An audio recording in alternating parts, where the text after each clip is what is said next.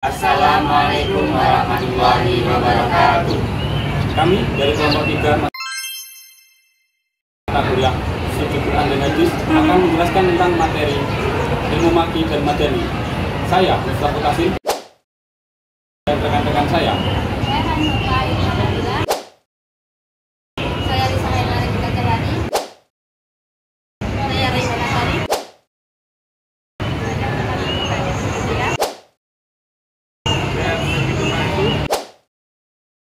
Baik, langsung saja ke video. Baik, langsung saja ke pembahasan yang pertama. Jadi pengertian dari ilmu maki dan juga ilmu madani adalah ilmu yang membahas mengenai suatu ayat atau surat yang turun di kota Makkah dan juga di kota Madinah. Terdapat 3 pendapat yang berbeda mengenai kapan ayat atau surat itu dikatakan makiyah dan kapan dikatakan madaniyah. Yang pertama adalah berdasarkan tempat turunnya, yaitu ketika ayat ataupun surat itu turun di kota Makkah maka dinamakan dengan makiyah. Ketika turunnya di kota Madinah maka dinamakan dengan madaniyah. Yang kedua adalah berdasarkan objek sasarannya. Jadi ketika ayat itu turun baik di Makkah maupun di Madinah, akan tetapi objek sasaran yang ditujukan itu untuk masyarakat Makkah maka dinamakan makiyah. Ketika objek sasarannya itu masyarakat Madinah maka dinamakan dengan madaniyah. Yang ketiga atau yang terakhir adalah berdasarkan waktu turunnya. Jadi waktu turunnya itu sebelum atau sesudah Rasulullah hijrah. Ketika sebelum Rasulullah hijrah maka dinamakan dengan makiyah. Ketika sesudah Rasulullah hijrah maka dinamakan dengan madaniyah. Nah, pendapat yang paling sempurna adalah pendapat yang ketiga. Kenapa? Karena dari pendapat ketiga ini sudah mencakup dari pendapat yang pertama dan juga pendapat yang kedua. Baik, untuk materi yang ketiga yaitu ciri-ciri ilmu maki dan madani. Untuk mengetahui dan menentukan makiyah dan madaniyahnya suatu ayat atau surat, para ulama bersandar kepada 2 metode sebagaimana yang dikatakan oleh Al-Jabiri, yaitu pertama, sima'i nakli atau pendengaran seperti apa adanya. Yang kedua, qiyas ijtihadi atau qiyas hasil ijtihad. Jadi di sini saya akan menjelaskan tentang perbedaan surat makiyah dan surat madaniyah. Surat makiyah adalah surat yang diturunkan sebelum Nabi Muhammad SAW hijrah, sedangkan surat madaniyah adalah surat yang diturunkan setelah Nabi Muhammad SAW hijrah. Para ulama ada 3 pendefinisian para ulama. Yang pertama adalah perbedaan berdasarkan waktu. Waktu turun surat makiyah dan surat madaniyah sangat berbeda. Yang kedua adalah perbedaan berdasarkan tempat turun. Surat makiyah biasanya diturunkan di kota Hudaybiyah, Arafah, dan Mina di kota Mekah. Sedangkan surat madaniyah diturunkan di kawasan Kubah, Sil, dan Uhud di Madinah.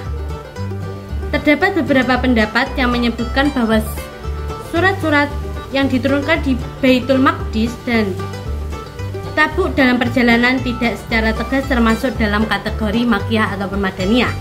Jadi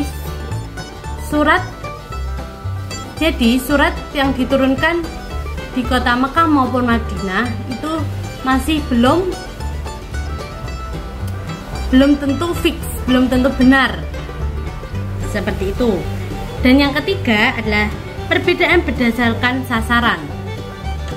Yang dimaksud sasaran di sini, salah satu indikator bahwa sebuah ayat Al-Quran termasuk dalam kategori makiyah adalah ketika terdapat kalimat wahai manusia, ya ayyuhan nas. Jadi di dalam Al-Quran kalau ada kalimat ya ayyuhan nas berarti itu adalah makiyah. Sedangkan madaniyah di dalam Al-Quran terdapat ya ayyuhalladzina amanu, wahai orang-orang yang beriman, itu tergolong surat madaniyah. Seperti itu. Namun penting untuk dicatat bahwa penentuan apakah surat tersebut termasuk makiyah ataupun madaniyah tidak selalu mutlak. Jadi tidak selalu betul di Al-Quran dan surat makiyah maupun madaniyah. Ada contohnya di dalam Al-Quran di surat Al-Baqarah ayat 21 firman Allah yang berbunyi, A'udzubillahi minasyaitonirrajim. Bismillahirrahmanirrahim. Ya ayuhan nasu ubudu rabbakumul ladzi khalaqakum min nafsin wal ladzina min qablikum la'allakum tattaqun. Yang artinya berbunyi, wahai manusia, beribadahlah kepada Tuhanmu yang telah menciptakan kamu dan orang-orang sebelum kamu agar kamu bertakwa. Surat Makkiyah adalah surat yang diturunkan kepada Nabi Muhammad sebelum beliau hijrah, sedangkan surat Madaniyah adalah surat yang diturunkan setelah hijrah. Para ulama mengidentifikasi 3 perbedaan utama antara surat Makkiyah dan selanjutnya yaitu ciri-ciri surat Makkiyah. 1. Ketentuan surat Makkiyah. A. Mengandung lafaz kala. B. Mengandung ayat sajdah.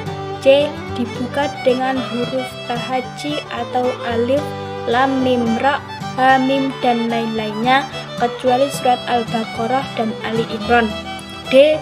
Mengandung kisah para nabi dan umat terdahulu kecuali surat Al-Baqarah. E. Mengandung kisah Adam dan Iblis kecuali surat Al-Baqarah. F. Menggunakan seruan ya ayyuhan nasu atau Makkiyah, bukan ya ayyuhalladzina amanu atau Madaniyah. 2. Tema dan gaya bahasa surat Makkiyah. A. Tauhid dan akidah, ajakan beribadah kepada Allah, kebangkitan, hari kiamat, surga dan neraka. Menggunakan bukti rasional dan ayat-ayat kauniyah. B. Moral dan hukum dasar, peletakan dasar akhlak dan hukum, mengutuk kebiasaan buruk seperti pembunuhan bayi perempuan dan memakan harta anak yatim. C. Kisah Nabi dan umat terdahulu sebagai pelajaran dan penghibur bagi Rasulullah. D. Gaya bahasa khas, ayat pendek dan tegas, makna kuat, didukung sumpah atau qasam, menggunakan bahasa yang fasih, berbalaghah sesuai dengan kebiasaan masyarakat Mekah. Oke, di sini saya akan menjelaskan tentang ciri-ciri surat Madaniyah. Ketentuan surat Madaniyah, yang pertama, suratnya berisi tentang kewajiban atau hak. Yang kedua, setiap surat yang di dalamnya terdapat penyebutan tentang orang-orang munafik, maka ia termasuk surat Madaniyah, kecuali surat Al-Ankabut, karena surat Al-Ankabut tergolong surat Makkiyah. Yang ketiga, setiap surat yang di dalamnya terdapat izin untuk berjihad, serta penjelasan tentang hukum-hukum jihad. Yang terakhir, setiap surat yang di dalamnya terdapat pertentangan ahli kitab. Selanjutnya, tema dan gaya bahasa surat Madaniyah.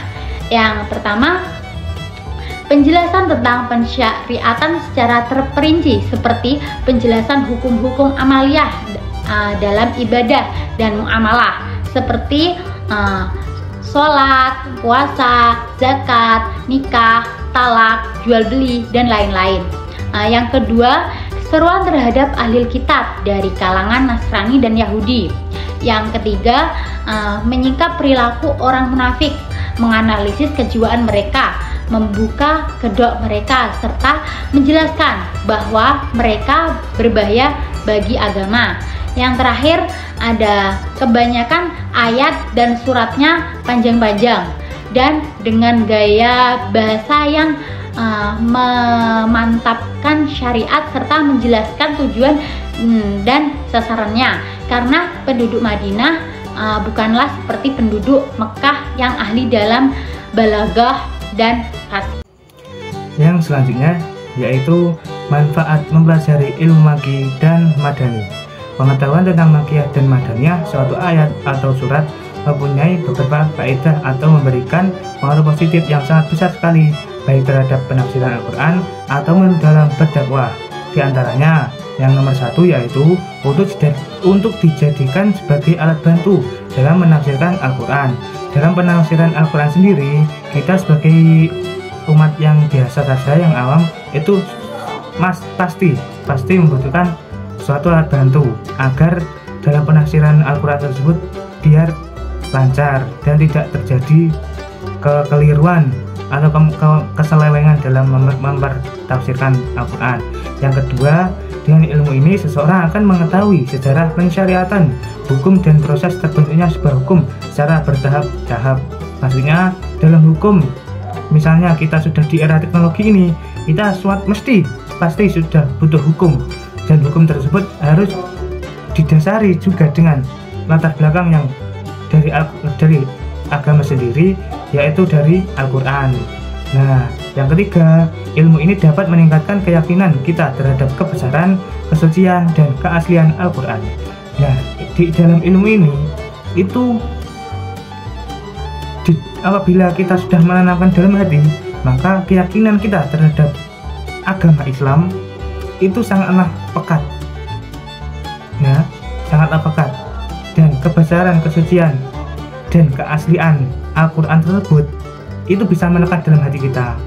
Maka dari itu kita kalau bisanya harus mempelajari ilmu ini. Yang keempat yaitu mengetahui sejarah hidup Nabi melalui ayat-ayat Al-Quran. Nah, sejarah hidup Nabi itu sudah terpaut di dalam Al-Quran.